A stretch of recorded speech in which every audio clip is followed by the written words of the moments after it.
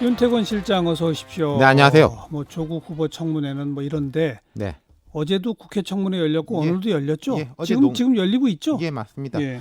오늘 방통위원회 위원장 후보자하고 여가부 장관 후보자 청문회 중이에요. 어제는요? 어제는 농림축산식품부 금융위원회 했습니다. 예, 예. 요 두 명은 뭐 될 것 같아요. 뭐 크게 경론도 없었습니다. 예. 오늘은 방통위원장은 좀 관심 모았던 예, 것 오늘 아니에요? 좀 뜨거웠습니다. 주로 어땠어요? 정치적 쟁점인데요. 이 지금 한상혁 후보자가 민원연 공동대표 출신이잖아요. 예. 그리고 이제 변호사 시절에 주로 이제 진보 언론 쪽의 변호를 맡았어요. 그래서 그 부분에 대한 이제 정치적 공방이 오갔죠. 한국당 정용기 의원은 MBC 소송 대리를 여러 건 했다. 특히 인사 관련 부분 소송 대리한 건 경영행위라고도 볼 수 있다. 예. 방통위 공정성, 중립성을 위해서 특정 방송사와 이해관계 있는 사람은 안 된다.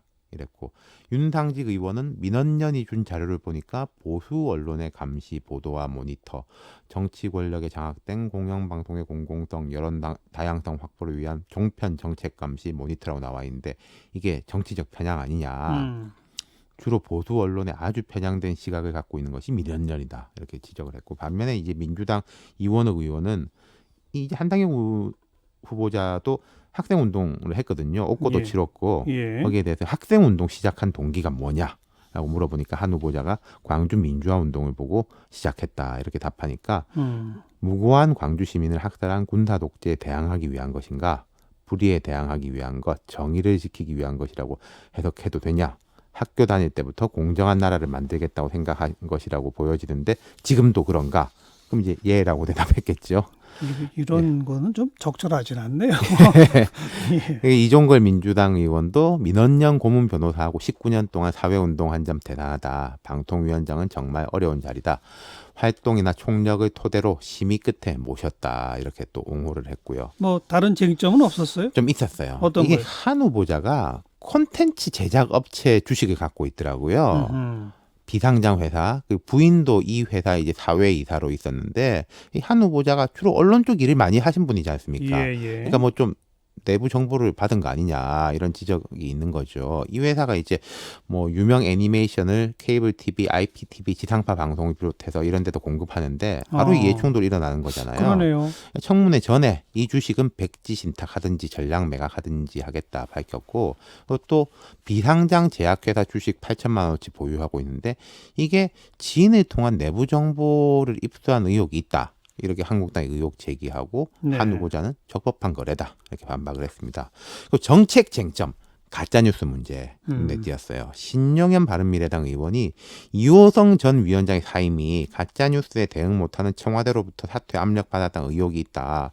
그리고 한 후보자가 기자들 만나가지고 가짜뉴스는 표현의 자유 보호 범위 밖에 있다. 이런 발언을 해서 논쟁에 기름을 부었다라고 지적하니까 한 예. 후보자는 현행법상 방통위가 직접적으로 내용 규제 권한을 갖고 있지 않다. 이렇게 답하면서 기자들이 어떻게 생각하는지 물어봐가지고 그냥 평소 생각을 말했을 뿐이다.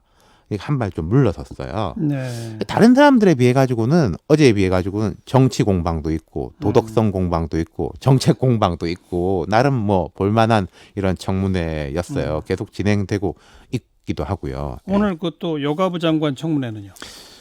여기는 자녀 문제가 쟁점이었어요.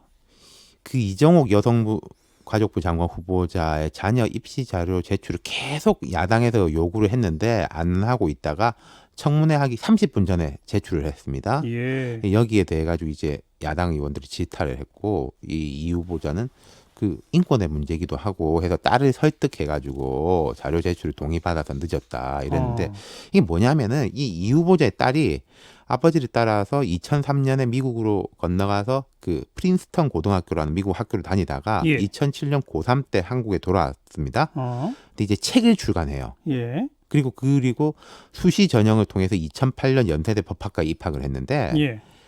이 책도 스펙 아니냐. 근데 이 책이 인도 대통령이 추천사를 썼거든요. 대통령이? 예. 근데 이정옥 후보자가 그 인도 대통령의 책을 번역했었어요. 그 이전에 몇 년 전에. 그러니까 이 엄마의 그러니까 인맥을 통해 가지고 책 발간하고 추천사도 네. 받고 네. 그 스펙으로 대학 들어간 거 아니냐. 예, 예. 그런 이제 문제 제기인 거죠. 예, 네. 예.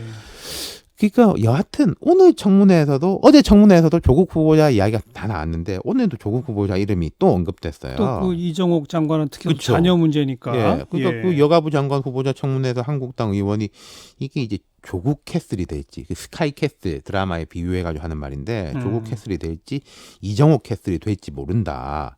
당시 고3자녀가 어떻게 알아서 이렇게 했단 말이냐 예. 뭐 이런 이야기를 했고 그리고 이제 한상혁 후보자 청문회 때도 한국당 의원들 주장은 한 후보자가 흠결이 참 많은데 조 후보자가 워낙 많으니까 상대적으로 작아 보인다 뭐 이런 주장도 했고요. 네. 예. 네. 그러니까 이 후보자는 제 생각에는 뭐 그래도 될 것 같은데 아마 한상혁 후보자는 청문 보고서 채택은 쉽지 않을 것 같아요. 예. 예. 정치적 쟁점이 워낙 그렇죠. 크니까. 예. 이렇게 뭐 어쨌든 다른 부처 장관급에 대한 청문회는 진행되고 있다. 그렇습니다. 네. 여기까지 수고하셨어요. 감사합니다. 윤태곤 실장이었어요.